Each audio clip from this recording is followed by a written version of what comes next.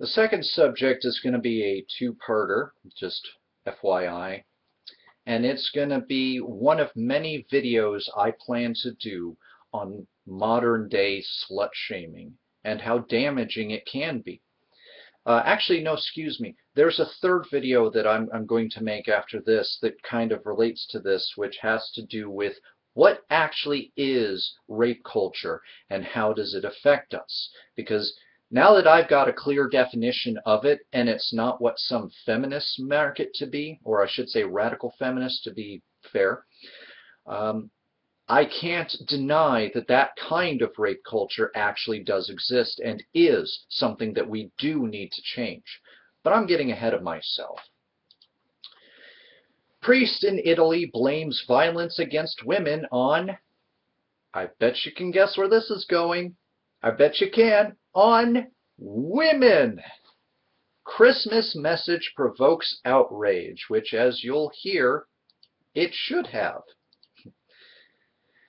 Domestic violence is on the rise in Italy, with 120 women killed this year, up a third over last year's reports by the Daily Beast. The UN Human Rights Council and women's advocates have been pushing leaders to get a handle on the problem. But a Catholic priest's Christmas message might have more luck for all the wrong reasons. A sample of Father Piero Cresiso's written comments.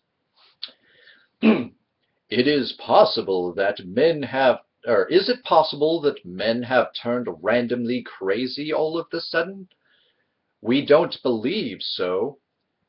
The point is that more and more women provoke, fall into arrogance, believe they are too independent, and exacerbate tensions. They trigger the worst instincts leading to violence and sexual abuse. They should consider self-examination and ask the question, did we ask for it? Oh, but he's not done there on the did you ask for it train. Oh no, otherwise this wouldn't be nearly as delicious in how absolutely layered thick this sexist comment and slut-shaming tends to be. He then went on to say, how often do we see girls and even mature women walking on the streets in provocative and tight clothing? Because, yeah, you know, if you decide to dress like a slut, you are a slut. Therefore, you are a non-person, and anything that happens to you is your fault, is exactly everything that you have brought upon yourself by being so shameful and so careless. Never mind if it's your mom. Never mind if it's your sister who gets sexually assaulted or beaten. No, no. They were asking for it.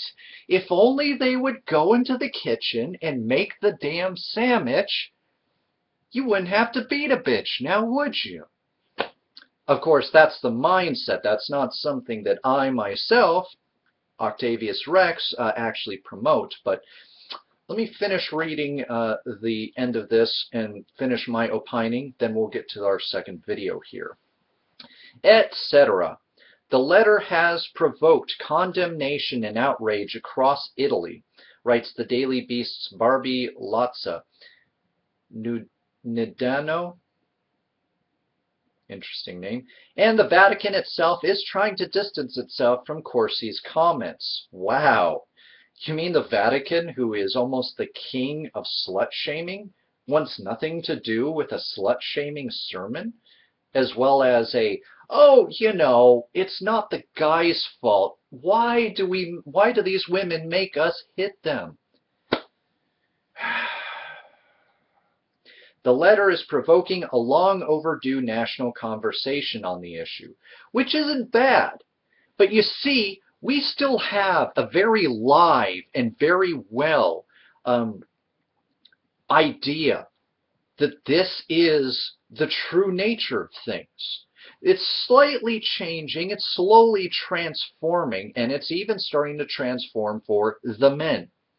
Yes, I am not ashamed to admit that I was with a partner who used to beat me, because I was taught men don't hit women under any circumstance. And even though my ex said she wished I had at least smacked her once or twice, maybe she would have come to her senses, um, I'm not generally one for violence, though I'm not one who's going to let a woman hit me ever again, and I never have. But I digress. This is more about the female side of things for the time being. It's not to say that men don't have issues as well, but this was a sermon that was aimed at women, both going into slut-shaming territory and also going into the aforementioned, why do you make me hit you kind of attitudes here. I do like that not only has the Vatican backed away and said, whoa, whoa, whoa, we're just into controlling women through, and men through repressing their sexuality. We're not actually going to start advocating that you beat your women or that they've asked for it or that tight clothing means you deserve to be raped. Well, maybe not publicly saying this at least. When you're too extreme for the Vatican and you're in Italy, you're doing it wrong. I know that there's a lot of entitled men out there, men who were taught that they are the end-all be-all of human existence, that women should live in service of them. Not that I'm saying men should live in service of women, because that's going the wrong way. In fact, I've lived a bit of that life, and it was not worth it, nor was the woman deserving. But again, another time, another talk. I've had to deal with a lot of these guys in my life. I've also had to be privy to listening to them ramble on about how great they were and how if they were on a dating show and the woman that they won was ugly, they just weren't going to show up for the date because, yeah, they're such hot crap, right? And it's funny because these egos you deal with, this id that you deal with, part of it is gender role enforcement. You're a guy. You're supposed to keep control of your woman, even if that means you got to smack a hoe every now and again. We've got this idea that men have to lord over women, that's our role, that's what we're charged with, based off of that thing with the, shoot, what was it? Well, basically nothing. But there's many different factions of this. There's the macho center of America where we're supposed to do things to the nth degree because we're men. We're manly men. We grow hair on our chest because we're so manly with our testosterone, which somehow magically entitles us to rule the world.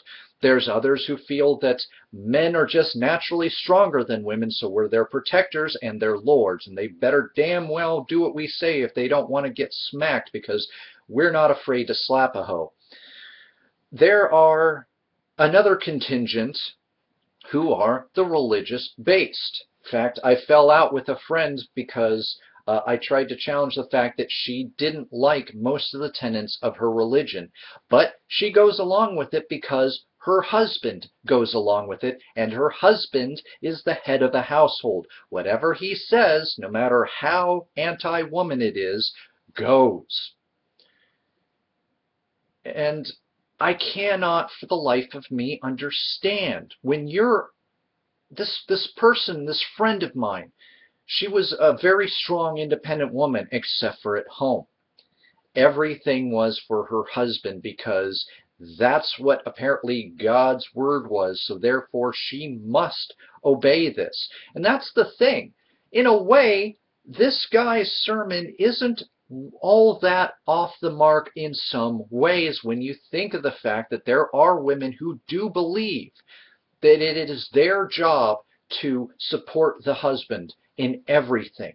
And to not do so is to dishonor him. And anything that comes of that, I mean anything, including at least physical abuse, not usually sexual abuse, but people will look the other way, as we know from things like the sexual molestation cover-ups in the Catholic Church.